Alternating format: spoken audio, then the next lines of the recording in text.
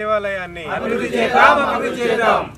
పరిరక్షిద్దాం. సంజీవ స్వామి ఆలయ భూములను పరిరక్షిద్దాం. సంజీవ స్వామి ఆలయ భూములను We want justice. We want justice. We want justice. We want justice. We want justice.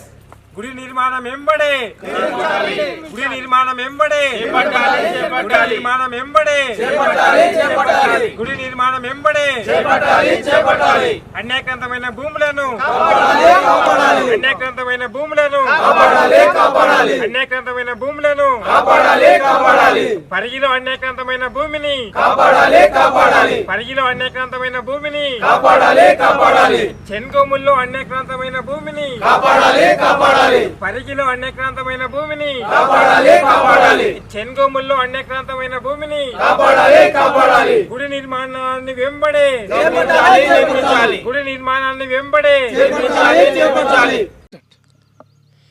నా పేరు అశోక్ రెడ్డి, దోమ మండలం, దొంగెన్కిపల్లి విలేజ్, పరిగి నియోజకవర్గం. మా దొంగెన్కిపల్లి గ్రామంలో పురాతనమైనటువంటి సంజీవ స్వామి దేవాలయం ఉంది. ఈ దేవాలయానికి పరిగి నియోజకవర్గంలోని 4 మండలాల్లో 104 ఎకరాల పొలం ఉంది. దేవాలయం ఇప్పుడు మీరంతా చూస్తున్నట్టు శిథిలావస్థలో ఉంది. ఈ దేవాలయానికి ధర్మకర్తలను చెప్పుకునే పరిగి మాజీ సర్పంచ్, కాంగ్రెస్ పార్టీ బ్లాక్ ఏ అధ్యక్షులు సిద్ధాంతి పార్థసారథి పంతులు గారు ధర్మకర్త అని చెప్పుకుంటాడు.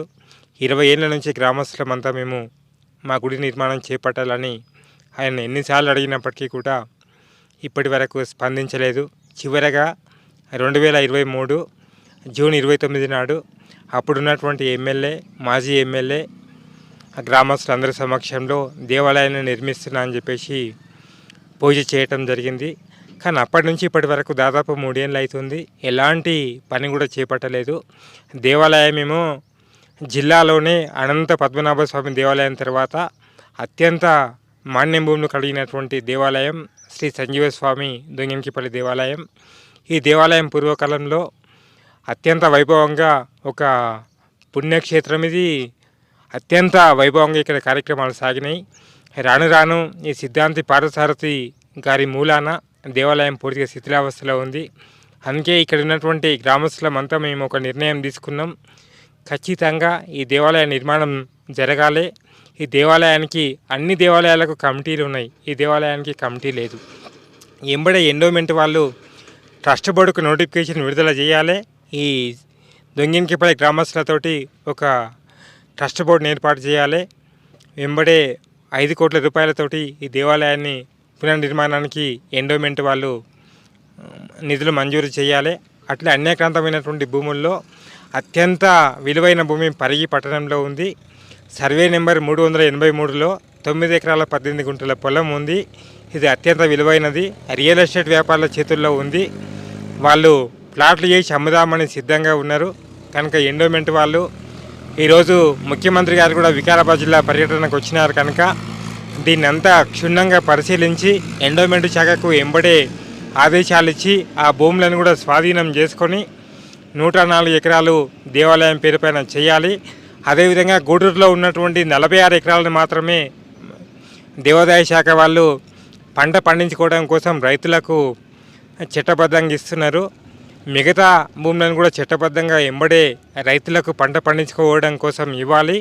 19 లక్షల రూపాయలు ఇప్పుడు తెలంగాణ గ్రామీణ బ్యాంకులో దేవాలయం పేరు మీద ఉన్నటువంటి అకౌంట్లో ఉన్నాయి. కనుక ఎంబడే ఈ దేవాలయానికి నిధులు మంజూరు చేసి దేవాలయాన్ని నిర్మించాలని మేము కోరుకుంటున్నాం. పేరు ముకుంద నాగేశ్వర్.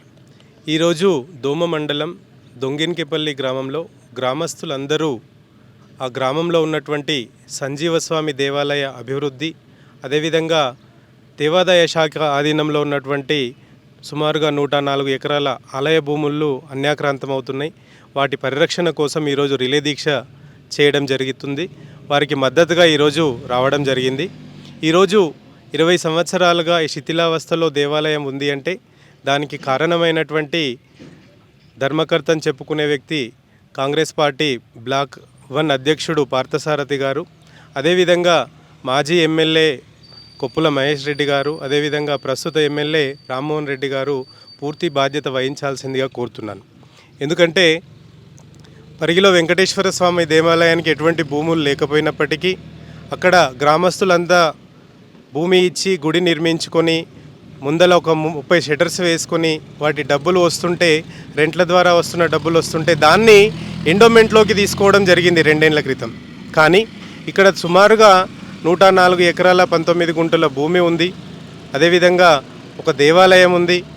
ఇంత విలువైనటువంటి ఈ సంజీవస్వామి దేవాలయాన్ని భూములు అన్యాక్రాంతమైన పట్టించుకోవట్లేదు అంటానంటే ఈ అన్యాక్రాంతంలో వారి భాగస్వామ్యం కూడా మాజీ ఎమ్మెల్యే గారు, ప్రస్తుత ఎమ్మెల్యే గారు, పార్థసారథి గారు కూడా ఉన్నారు అన్నట్టుగా ప్రజలు భావించాల్సి వస్తుంది. కాబట్టి ఈరోజు ప్రజెంట్ ఎమ్మెల్యే కానీ, రామ్మోహన్ రెడ్డి గారు కానీ, మాజీ ఎమ్మెల్యే కానీ ఈరోజు ముందుకు వచ్చి ఈ దేవాలయాన్ని అభివృద్ధి చేయడానికి కంకణం కట్టుకోవాలి. ఎందుకంటే ప్రజలు వాళ్ళని ఎమ్మెల్యేలుగా ఎన్నుకున్నారు. దేవాలయాల అభివృద్ధి కానీ నియోజకవర్గ అభివృద్ధి వాళ్ళ బాధ్యతగా వాళ్ళు పనిచేసినారు. కానీ గత 20 ఏళ్ళుగా వాళ్ళు ఎటువంటి పని చేయలేదు. కాబట్టి ఈరోజు ఈ దేవాలయం భూములను పరిరక్షించాలి. అదేవిధంగా ఈ అన్యాక్రాంతం కావడానికి కారణమైనటువంటి రెవెన్యూ అధికారులు ఎవరైతే ఉన్నారో వాళ్ళందరిపైన కూడా చట్టబద్ధమైన చర్యలు తీసుకోవాలి. ఈరోజు దేవాదాయ శాఖ వెంటనే ప్రభుత్వం కూడా స్పందించి దేవాదాయ శాఖకు ఉత్తర్వులు ఇచ్చి ఏదైతే 104 ఎకరాల భూమి ఉందో ఆ భూమిని ఫెన్సింగ్ చేయాలి. ఫెన్సింగ్ చేసి ప్రతి సర్వే నంబర్లో బోర్డులు ఏర్పాటు చేయడమే కాకుండా సంజీవయ్య స్వామి దేవాలయాన్ని పెద్ద ఎత్తున పునర్నిర్మించాలని చెప్పేసి కోరుతున్నాం. ఈరోజు దేవాలయాల అభివృద్ధి హిందూ బంధువులందరిపైన ఉంది. కేవలం రాజకీయ నాయకులే కాకుండా ప్రతి ఒక్క హిందూ బంధువు కూడా దేవాలయ అభివృద్ధిని బాధ్యతగా తీసుకొని ముందుకు వచ్చి దేవాలయ అభివృద్ధికి, భూముల పరిరక్షణకు కృషి చేయాలని కోరుతున్నాం. అదేవిధంగా పరిగి నియోజకవర్గంలో ఉన్నటువంటి వేణుగోపాల స్వామి దేవాలయం భూములు కానీ, పరిగిలో ఉన్నటువంటి అనంత పద్మనాభ స్వామి భూములను కానీ పరిరక్షించాల్సిన బాధ్యత ఇక్కడి ప్రజలందరిపైన ఉంది. అదేవిధంగా రాజకీయ నాయకులందరిపైన ఉంది. ఈరోజు ఇక్కడ ప్రారంభమైనటువంటి ఉద్యమం ఇంతటితో ఆగదు. సంజీవస్వామి దేవాలయం, వేణుగోపాల స్వామి దేవాలయం పునర్నిర్మాణం, వాటి ఆలయ భూములన్నీ పరిరక్షించుకునే విధంగా ప్రణాళికను సిద్ధం చేస్తాం. నియోజకవర్గ హెడ్ క్వార్టర్లో, జిల్లా కేంద్రంలో, అదేవిధంగా హైదరాబాద్ రాజధాని కేంద్రంగా కూడా విస్తృతంగా కార్యక్రమాలు చేపట్టి ఈ దేవాలయ భూములు, దేవాలయ అభివృద్ధి కోసం కృషి చేస్తామని ఈ సందర్భంగా తెలియజేస్తున్నాం.